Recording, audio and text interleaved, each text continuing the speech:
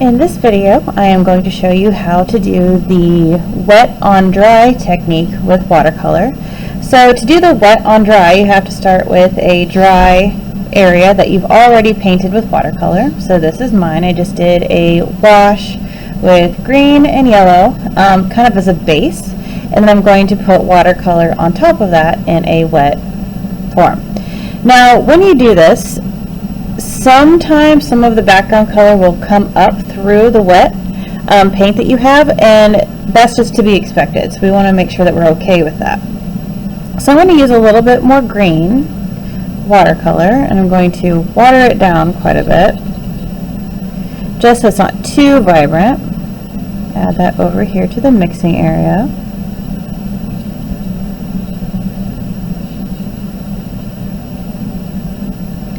And then I'm going to start painting in the subject that I want on here. And I'm going to stick with my lime and lemon theme that I'm going with these videos. And I'm just going to start putting in the outline shape of my lime. Now with watercolor, you can mix techniques quite easily. And so if I wanted like a lighter area inside of this, I might do some lifting inside of it to kind of give that lighter effect. But watercolor, as you should know from class, is a building technique. So this is one of these techniques that you really start blending your colors on top of each other. Really working with layering in watercolor, which is one of the benefits, that you can get different layers of color with the watercolor and really work on getting light to dark values. Now with watercolor, you always work light to dark, your lightest colors first, or tints of things, tints of colors, because it just works really well with watercolor. Then you can just build your colors on top of each other. Really working with, layering those colors in.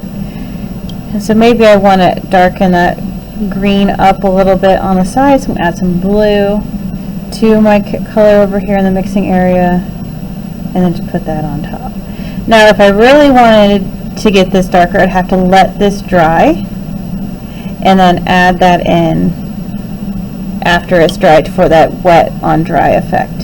I'm going to put like a kind of a shadow under here, maybe with some purple. And what wet on dry does, it really allows you to layer your colors in really well and see kind of the underlying colors a little bit more, and then kind of build those layers a little bit easier.